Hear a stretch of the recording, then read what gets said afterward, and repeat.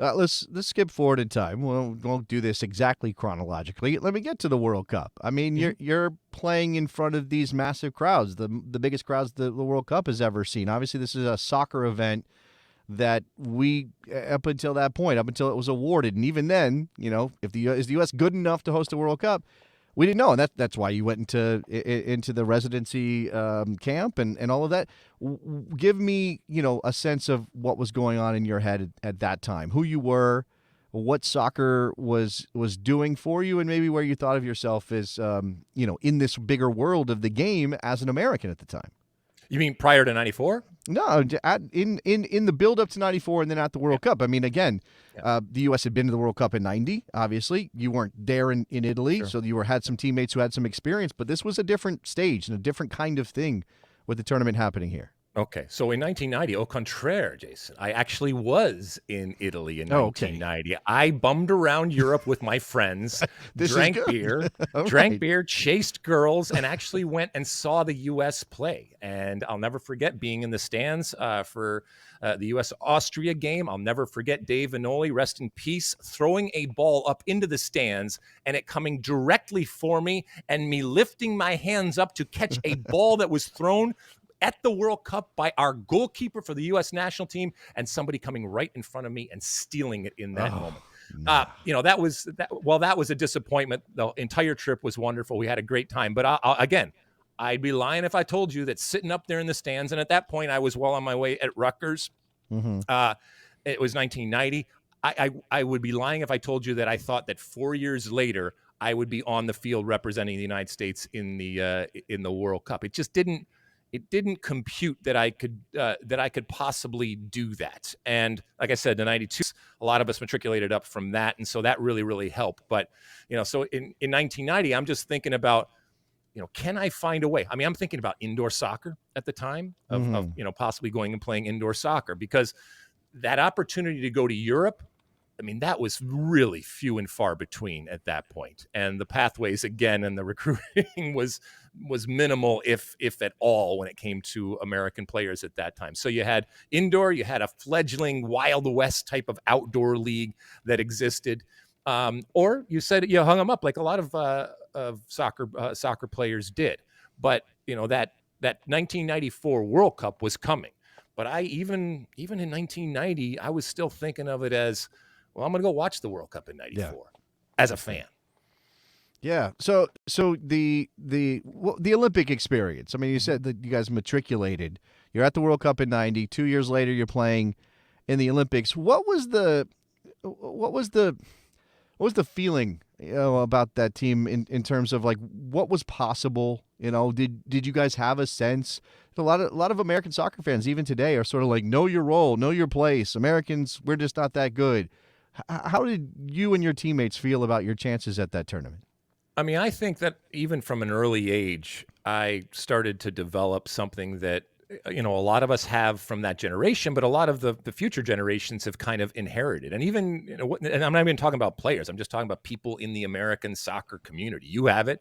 And that is this protectionism, this desire, not just a desire, this need to stand up for and defend our way of soccer, or our way of soccering, whether it's on the field or off the field. And I think that that's a trait that has existed for decades. And I don't necessarily think that it's dissipated. It's changed over the years, but I don't think it's dissipated. But even back then, I was like, this is going to be our thing, this World Cup coming in 1994.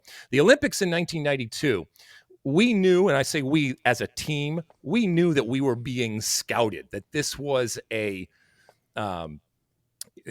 incubator for potentially being on that 94 team. So much so that even Bora Milutinovic, the coach of 94, would show up at our games. So we knew that were eyes on us. And I don't think it's any coincidence that so many of us came from that team. I mean, you're talking about myself and Kobe and Lapper and Friedel and, the list goes on and on and on of players that made that jump and we're there for multiple World Cups going forward. And I know you talk about this a lot on air and on your different shows that you do, that missing those cycles recently over the last decades of not going to the Olympics, Yeah. that's huge. That's a huge miss, and that's detrimental. I guarantee you that the reason why myself and others were successful and why we made that 94 team was because of that experience in 92 and the qualifying and being together and all of those different players. And there's a lot of players, whether they made the 94 team or not, there's still a lot of players from that team, if you go through it, that continued on and were part of American soccer, or still part of American soccer off the field, but really, really good players. So I think it was fundamental in terms of our development. Yeah, I'll get lost in the history. I'm a nerd like that. I would get lost in the history. I'm looking at this roster: Steve Snow, Dante Washington, Manny Lagos. I mean, the guys you already mentioned. I don't want to do that. Instead, I'll ask you about the Olympic Village. Did you spend time in the Olympic Village, Alexi? Yeah, so I was just thinking the other day. I was watching the Boris Becker documentary that's going on. Anyway, so the '92 Olympics, keep in mind that was the dream team. Okay, so that was in Barcelona, and we actually were able to march in the opening ceremonies. And I'll never forget walking down and looking up into the stands and seeing the likes of Fidel Castro and Nelson Mandela, and the list goes on and on and on. And then the dream team being around us. And I'll never forget at one point they brought like a huge, I guess it would have been an Olympic flag over the entire cast of all the different teams. And I turned to my right, and there's Jennifer Capriati without shoes. She's got no shoes on, And for those that don't know, she was an incredible tennis player, and she was on the Olympic team. So I remember these are these crazy things that I remember. I remember walking through the Olympic Village and Jim Courier coming the other way. And, it was just like this crazy Star Wars cantina of athletes that is the Olympic Village, and all this craziness going on. So that was really, really cool. We played against Italy we played in Barcelona. So this was our first opportunity to play on the world stage and get that experience that we had. And it was a blast. We had a really good time. Yeah. I mean, remind me how that went for you to play against Italy. Yeah, we didn't make it. Italy? We didn't make it out of the group. So from a personal perspective, I broke my foot. It would have been like a month before not even a month before the World Cup.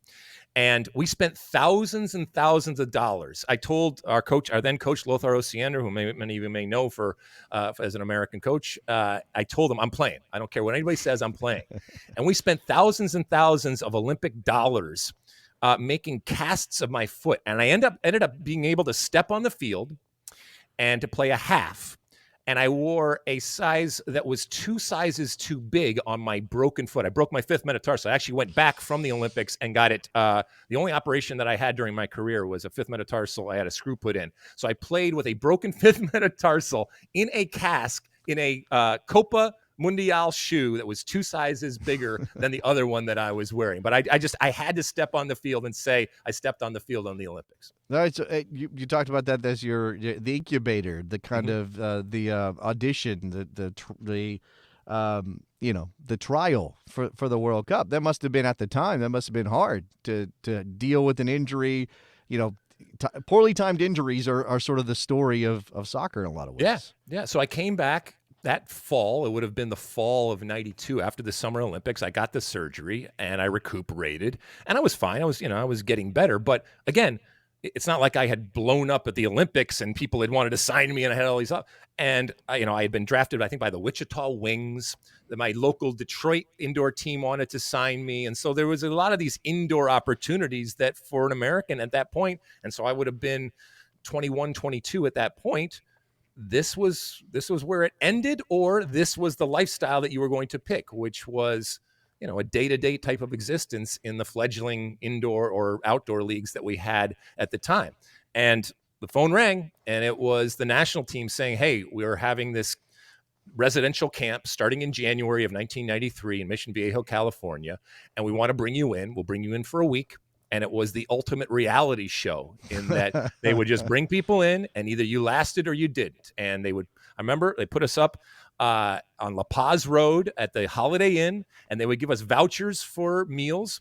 And literally all I cared about was being able to eat that next week and being part of the team. And people would come and go. And some really, really good players came and went. And you either lasted or you didn't. And you worked. And if you were there long enough, eventually maybe they would give you a month-long contract or something like that. And if you were there long enough, eventually they would give you a multi-month contract. And so I was able, in that reality show that it was, to last through to the summer of 1994. And then obviously my life's changed forever.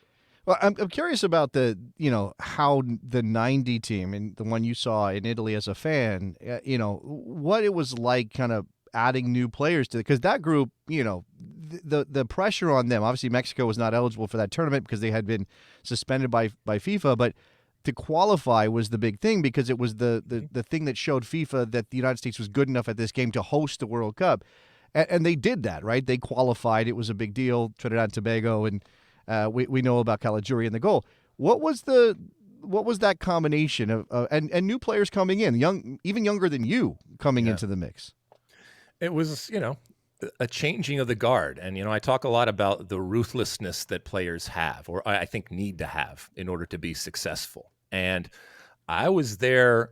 There was the competition as a World Cup team or as a national team. And that's the collective.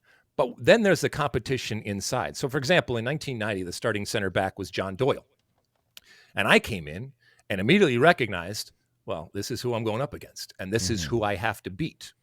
And there was a changing of the guard because John Doyle ultimately didn't make the 94 World Cup team, and I did, and I played. By the way, eventually it'll come for you too, because Eddie Pope eventually came in and took my place. So that's right. That's kind of how it goes, and that is the cycle and the circle of life, if you will, that goes on. But I think there was a recognition, and it actually applies to what's going on right now, that 94 was going to be something big and something special. And if you had your ability to pick what World Cup to be involved with, that's the one to be involved with. In the same way that 2026, I think everybody recognizes this is going to be something different. And this is going to be something special. I mean, I could talk to you all day, and we've got lots and lots of things about Alexi Lalas we haven't gotten to, but I have to pause at the 94 World Cup and just get your thoughts about playing in that tournament, being so connected, being there on the field, so connected to these seminal moments in American soccer history.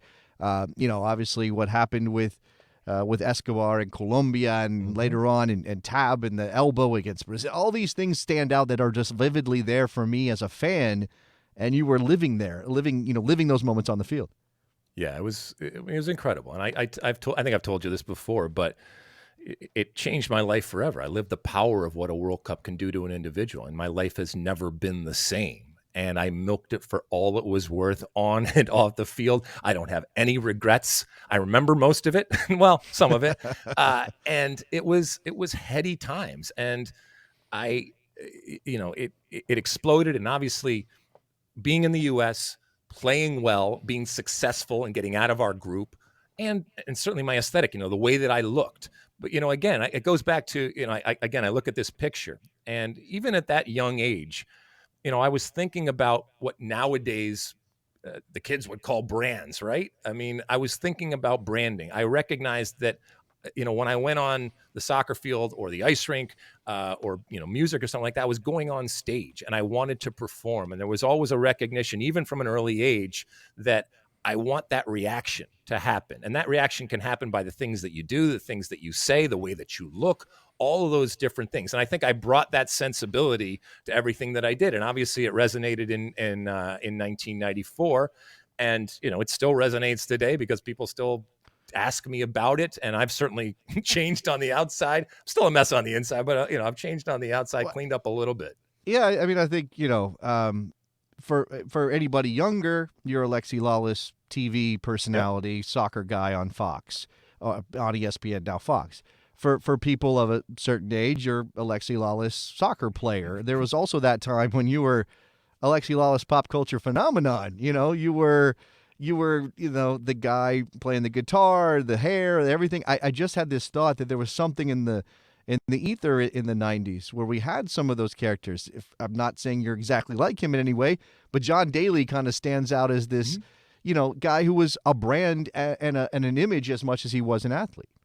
Yeah, I mean, I use brand specifically because I I wasn't winging it. I knew exactly what I was doing. And again, it goes back to, the music part of it and the recognition of, the marketing of yourself and the marketing of what's going on, but never at the expense of a team that I was playing for. And this doesn't work unless you do well. And getting out of our group and kind of achieving that goal and showing not just the rest of the world, but let's be honest, at home, people that, yeah, we are worth your time. And this goes back again, even at a young age. I look at that picture, I am incredibly loyal, and I am incredibly prone to fight for what I believe in. And when it comes to American soccer, yeah, I have a chip on my shoulder, and I wear it on my sleeve, and I will fight people because I think it's worth that fight. And those things that we did in 94 and continue to do on and off the field,